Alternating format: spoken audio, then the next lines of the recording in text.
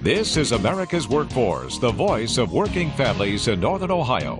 One solid hour of fact-finding features, in-depth interviews, informative news segments, and practical consumer reports. Tune in now and every weekday afternoon from 4 to 5 as we stand up for you, your family, and our community. Now, here's your host, Ed Flash Ferris. Hoffa stands firm following a right-wing attack on Labor Day. Biden says only unions can stop the middle-class onslaught. The WTO stands by Obama's decision to help the tire industry. GM's plight with China on the Chevy Volt. And today on the broadcast, the Painters and Allied Trades and Lake County Commissioner Dan Troy speaking out. Good afternoon and welcome to the Wednesday, September 7th edition of America's Workforce. All right, we have two featured guests. One of them, big sponsor of America's Workforce. That's the Painters and Allied Trades. Jimmy Williams, their general president, will be our first guest. He's going to talk about what the ground troops have been doing. He writes, in February, Wisconsin Governor Scott Walker introduced what he called his budget repair bill. Little did he know that this one act would spark a national movement fueled by the frustrations and fears of working families throughout the country and beyond. His provision in that bill to end the collective bargaining rights for public employees ignited widespread public outcry and protests from the Democratic caucus in the state Senate.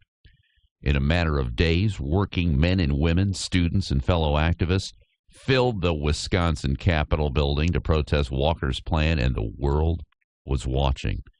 In the end, despite the overwhelming public chorus of disapproval from not only the opposing party, but from members of his own party as well, the bill passed in a Republican-controlled state Senate. While the movement against Walker's anti-union agenda could easily have folded with this defeat, it chose instead to carry on the fight by exercising the Democratic right to a recall election. Then he gets into what the Painters and Allied Trades did, especially with their Young Lions program. The Young Lions program was launched several years ago to encourage those under the age of 35 in their union ranks to become leaders on the local level. And that's what made the difference in a state like Wisconsin. That's what's going to make the difference on SB 5 here in Ohio. As you know, the campaign is in full speed. The commercials, I don't know if you've seen the firefighter commercial. It's already started airing before the Labor Day holiday weekend. And we had Tim Berga on the show yesterday on the Ohio AFL-CIO, kind of laying out the groundwork on what Labor is going to do. This is going to be a fight. Right now, the polls indicate people are on Labor's side on this one, but nonetheless, wait for the right wing. And I'll talk about that and what they did at Jimmy Hoffa. Oh, my God. And he's going to get into that as well. Plus, we have clips of Joe Biden's speech in Cincinnati. Boy, he gave a powerful speech. We're not going to play it right now. We'll do this when Jimmy comes on the show. But he essentially said only unions can stop the middle-class onslaught. That's amazing. That's all. And you'd think of union density. It's only in the private sector workforce under 8%. So only unions. That is the last vestige for the middle class. Joe Biden said that. We'll play the clips on the show. Let's talk about James Hoffa. Teamster General President Jim Hoffa said yesterday he stands by his criticism of corporate-funded conservative politicians who are out to destroy the middle class. Quote, "We didn't start this war. The right wing did. My comments on Labor Day in Detroit echo the anger and frustration of American workers who are under attack by corporate-funded politicians who want to destroy the middle class," adding, "We're tired of seeing good-paying jobs shipped overseas. This fight is about the economy. It's about jobs. It's about rebuilding America. As I said Monday in Detroit, we all have to vote in order to take these anti-worker politicians out of office." And, of course, Fox News completely distorted what he said. Listen to some of the audio clips. This is James Hoffa in Detroit, Labor Day on Monday. We got to keep an eye on the battle that we face, a war on workers. And you see it everywhere. It is the Tea Party. And you know, there's only one way to beat and win that war. The one thing about working people is we like a good fight. And you know what? They got a war with us, and there's only going to be one winner. It's going to be the workers of Michigan and America. We're going to win that war. President Obama, this is your army. We are ready to march. And President Obama, we want one thing. Jobs, jobs, jobs, jobs, jobs, jobs, jobs, jobs. That's what we're going to tell him. He's going to be, and when he sees what we're doing here, he will be inspired. But he needs help. And you know what? Everybody here has got to vote. If we go back and we keep the eye on the prize, let's take these son of a bitches out and give America back to America where we belong. Thank you very much. Now, Media Matters, the independent media watchdog group, had this to say about the coverage of Hoffa's remarks. Right-wing bloggers, misled by dishonest Fox News video editing, are attacking Teamster President James Hoffa for supposedly urging violence against Tea Party activists during a Labor Day speech. Conservatives are also attacking President Obama, who appeared at the event, for sanctioning violence against fellow Americans by failing to denounce Hoffa. But fuller context included in other Fox segments makes it clear that Hoffa was not calling for violence, but was actually urging the crowd to vote out Republican members of Congress. Fox kept airing, you got to take these sons of bitches out. Didn't talk about the first part of that sentence where he said you got to go out and vote. It's funny, too, because Sarah Palin, remember Sarah Palin when she had the politicians in the crosshairs? How come nobody referred to that during this whole political debate? Getting back to Hoffa. Hoffa said the battle began when anti-worker politicians funded by billionaires and CEOs like the Koch brothers were elected last fall. Instead of focusing on voter priorities such as restoring the U.S. economy and job creation, the first act of these newly elected politicians was an attempt to gut the middle class. They launched a coordinated, well-financed war on workers in states such as Wisconsin and Ohio, where they stripped workers' collective bargaining rights. They also filed right-to-work-for-less legislation in 14 states, which workers successfully fought and defeated. Hoffa said, quote, "We're fighting back. That's what Teamsters do. We stand up for what is right. I will never apologize for standing up for my fellow Teamsters and all American workers." Amen, James Hoffa. We salute you on that. Unbelievable what the media has done here. Let's go to line number one right now. And joining us on our live line is General President Jimmy Williams of the Painters and Allied Trades, IUPAT.org. Jimmy, good afternoon. Welcome back to the broadcast. Good afternoon, Flash. How you doing? How was your Labor Day? Labor Day was really a good Labor Day for me. I spent it at the Philadelphia AFL-CIO and just basically hung out and relaxed for the weekend. Took it kind of easy because we got a lot of work to do between now and November, don't we? We sure do, and I think that the theme was set basically in the Detroit Labor Day parade there by brother Jimmy Hoffa. Yeah, you know what? I just played the clip. You know what? The whole country is talking about this. You know what's amazing to me? I mean, here, and you know the story about Fox News. I mean, Fox is never fair when it comes to the middle class, when it comes to they cannot stand unions. Everybody on the Fox network hates unions. And it just amazes me how they took what he said out of context. I mean, it made him look like an assassin. It's ridiculous. Yeah, but we're kind of used to how Fox News portrays the labor movement. And, maybe we can show Fox News and the rest of the country what the labor movement's about in November. Yeah, do you think you think this thing is backfired on what they're trying to do?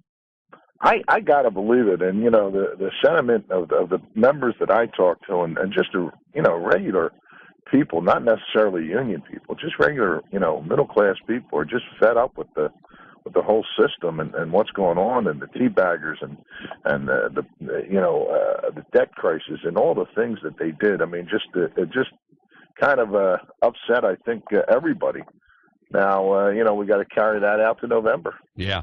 Well, let's talk about what the Painters and Allied Trades have done here. And I was reading your piece about Wisconsin. It seems like it started with Scott Walker, and it spread to a number of states. We know what's happening here in the state of Ohio with SB 5, which is issue 2 on the ballot.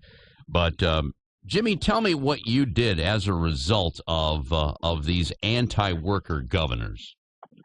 Well, let's start with Wisconsin, and we got a plan coming up for Ohio. But basically, in Wisconsin, what I wanted to do was use it as a training day exercise for some of our young activists, and basically took one activist from every single district council around the United States and even Canada.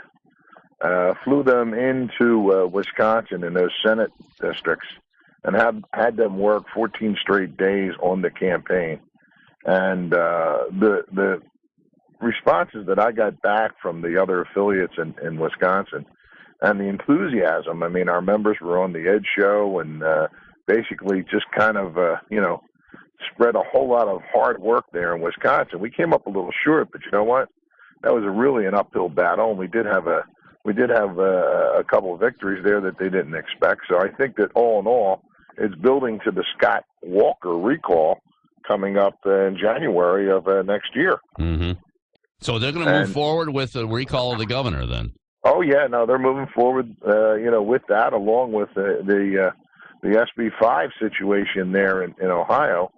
And I know what the AFL-CIO has planned, and I know what we're going to do. We're going to kind of repeat what we did there in Wisconsin and send a bunch of our young activists into Ohio to work election day, along with the District Council 6 there. Jimmy Witruba and his guys, they always turn out a good show. So between all that, we're kind of looking forward to Ohio. Mm-hmm. Now, you call this the Young Lions. Our logo basically is a lion. Yeah. And, we've established a group of our members, 35 and under, that are basically activists in the union. They either hold a position, they're a shop steward, or they're just an activist in the union. And we kind of single them out as the future leaders of the organization, so it gives them an opportunity really to get involved in a campaign. And the campaign in Wisconsin was a great, chance for them to work with other, brothers and sisters around the country and kind of show off their talents. Mm-hmm. And that's being capped by the Young Workers Summit they're having in Minnesota in September. So we kind of rewarded the 5 top young lions that worked the campaign. We had 4 or 5 people judge them and basically give us the names of the 5 people that are the best activists. Now we're sending them to the Young Workers Summit sponsored by Liz Schuler at the AFL-CIO in Minnesota in a few weeks. Yeah. So it kind of exposes them to the labor movement, what goes on in other organizations, and hopefully we're going to get some real good leaders out of it. Well, with the response so far, you launched this several years ago, I see. Has it lived up to your expectations? Yes, we have in our 34 district councils, we have a Young Lions Club in 31 of them. Whoa. Okay. And in that Young Lions Club, what the representatives will do if they have any kind of job action, any kind of picketing, hand billing, whether it be a charitable event, if they're going to do some work on a church or whatever, they'll take one of these young lions and they'll have him lead the group or her lead the group, and basically stir up the members' interest in whatever actions they're doing. Mm-hmm. So it's kind of like a real good tool for a business agent, and it kind of puts an older guy like myself. I mean, I'm 61, and seeing these 35-year-old and younger members getting involved is so exciting because I was involved my whole life, and a lot of our leaders that you look at today that are getting into the end of their career got started early. So it gives them an opportunity. We don't want to hold back the young members from being involved in the organization, and that's why we established the Young Lions, and we're very happy with how it's worked. Well, I mean, you think about that. That's your future of your union, You got to groom them well, get them involved. And I'll tell you, this is a good training ground. We don't like what's going on with these governors, but you got to admit it's a pretty good training ground, right? Well, I'll tell you what, if you were to talk to some of these young people, and maybe we'll get. We had one young lady, a young Glazer, who just kind of spurred the troops there in Wisconsin, and she was one of the ones picked to go to Minnesota. If you were to just be next to these people and some of their efforts, they don't understand they can't do something. A lot of the times, some of us older guys, well, we tried this, we tried that. They don't know. They haven't tried anything, and they're out to do whatever they can to help the organization, and it's really exciting. Yeah. We got to win back the middle class. And I'll tell you, we got a big fight here in the state of Ohio, as you well know. Issue 2 on the ballot, and that's the repeal of SB 5, which was launched by Governor Kasich. Are you aware that Kasich tried to compromise with Labor a couple of weeks ago? Yeah, it's funny, I mean, it's like, hey, look, things ain't looking too good, so why don't I change my agenda here? And, of course, you'll roll over for this one, won't you? Oh, yeah. I really don't think that, Kasich or Scott Walker or any of these, far-right governors has anybody in organized labor fooled. And, we just got to, get our people involved and keep the enthusiasm up. Yeah. Yeah, they turned the screws a little too far to the right on this one, and people are fighting back. Jimmy, I got to take a break. When we come back, I want to play that clip with Joe Biden. I appreciate all the links you gave me last night. But Biden fired everybody up down in Cincinnati. It's a good piece. I want to play that, and I'd like to get your comments on that as well, okay? Certainly. All right, Jimmy Williams on our live line. He's general president of the Painters and Allied Trades. That's IUPAT.org. Also coming up, Dan Troy, Lake County Commissioner, speaking out on what's happening in America on America's Workforce. Labor Radio, 1490 WERE. Jimmy Williams, general president of the Painters and Allied Trades, joining us on our live line. Jimmy, let's talk a little bit about construction. I know the numbers came out. They weren't too good on Friday. The Labor Department reporting zero job growth. Are you seeing, I know there's some construction going on in Cleveland. We have the Medical Mart here. We have the casino. In fact, there is a notice, front page in the paper here today. The companies that are behind the casinos will officially post a help wanted sign today for 500 poker and table game dealers and supervisors. The dealer positions will pay anywhere between $35,000 and $40,000 a year with full benefits. Supervisors will earn $40,000 or more. No experience necessary. Applications are being accepted online at horseshoecleveland.com. You have until September 30th. If you're listening right now and you're interested, you have until September 30th to submit an application if you want to be a dealer.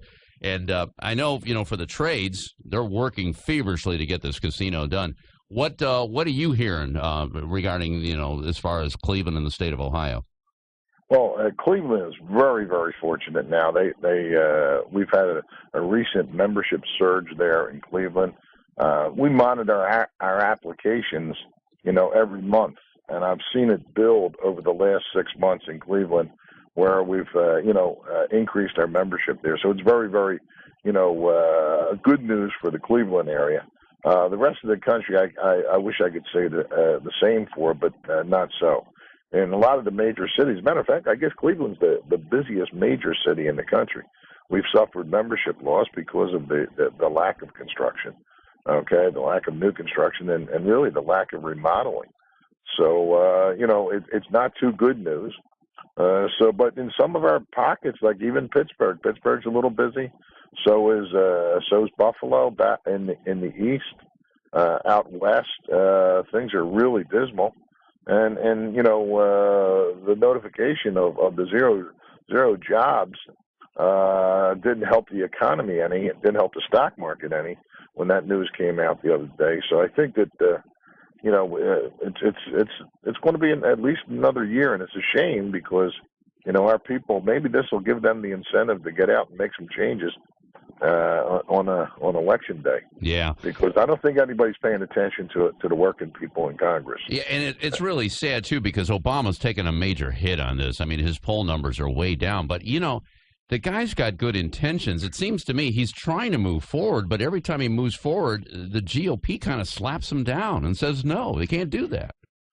Well, the grand old party is definitely a disciplined party, and how they can spin everything against him, they've tried, and they've been successful to some degree. But I think, people are waking up to the rhetoric, and I hope that they understand that, I know the president's trying everything he can to turn this around. And a lot of our Democratic governors. I was speaking to Governor O'Malley the other day, and he basically asked the organized labor to put together a white paper on what more they could do as far as the governors were concerned. So I think there's a lot of concern out there, and hopefully we'll see some change. So they're asking for advice from unions.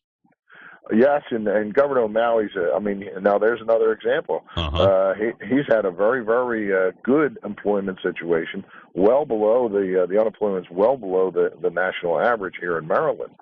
So I think that Martin O'Malley is a super governor, and he's leading the Democratic Governors Association and trying to gain back some of these seats, and I know that Ohio is targeted for one of those seats that he wants to gain back in a couple of years. Yeah, I know. I can't wait. Hey, I want to play this clip from Joe Biden talking about people that get it. Now, this is at a Labor Day rally in Cincinnati. Biden said unions are the only non-governmental power with the power and capacity to stop the onslaught against the middle class. Let's listen real quick. We've been through a lot of fights, but this is a different kind of fight. This is a different kind of fight. I know some of you heard me speak before, are tired of hearing me say it. And some folks didn't believe me when I said this 8 years ago, and 6 years ago, and 4 years ago, and last year, and 2008, before that in your state. This is a fight for the heart and soul of the labor movement. It's a fight literally for our right to exist. Don't misunderstand what this is. Don't misunderstand. Not a joke. Not a joke. Not an applause line. You are the only folks keeping the barbarians from the gates. You are the only non-governmental power. The only non-governmental power. The only one that has the power and the capacity to stop this onslaught. Ladies and gentlemen, that's why they want you so badly. The middle class is under attack because labor is under the most direct assault in generations. To state it simply what I stated 2 years ago at some of your national conventions, the other side has declared war on labor's house, and it's about time we stand up. That's Joe Biden in Cincinnati at a Labor Day rally 2 days ago. We were with the vice president at his residence last Wednesday. He invited a lot of the general presidents up to basically talk about jobs and about the future. And I had a chance. I've known Joe in the neighboring state of Pennsylvania for over 30-some years, and his passion and his love really for the middle class is something that comes out. And him and his wife and his sister Valerie were there, and basically talked about the upcoming campaign and what their plans were. And anything that Joe says, it comes from the heart. And every now and then he's going to take his foot and he's going to put it in his mouth. But you know what? He's just a regular guy. And if you ever met a guy like him, I just love the guy, to tell you the truth. And I think the guy is, what we need out there, because he understands the politics, he understands the people, and he understands what needs to be done. So I think they're going to turn Joe loose on this upcoming election, and I'm looking forward to working with them. Yeah, they have to. This is, as Joe Biden pointed out, it's a fight for the middle class. And unions, right now, there's nobody else. There's nobody else out there to stop what's going on. And people in this in this country have to realize that, a lot of the benefits that they have, it goes back to the 8-hour day, sick leave, all that kind of stuff, is all because of what organized labor did probably 100 years ago. And they laid the groundwork for what we enjoy today. And if that, we just got to keep sending that message, reiterate that message, so this onslaught can finally come to an end. Well, Jimmy, I am going to wrap it up there. I thank you so much for the sponsorship here on America's Workforce. Let's keep up the fight. Let's win this big one here in Ohio come November 8th. Okay. We're looking forward to it, Flash, and I'll see you when I get to Ohio. You got it, buddy. Take care, my friend. All right, take care. Bye-bye. All right, General President Jimmy Williams of the Painters and Allied Trades. You can check him out on the website, IUPAT.org. That's the history there. They do a lot, especially with texting. as he indicated, a lot of people coming to northeastern Ohio because of the job situation. We have the medical mart, we have the casino, we have the flats development down there, and they do a good job attracting a whole lot of people here. And so, take advantage of it when it's happening, right?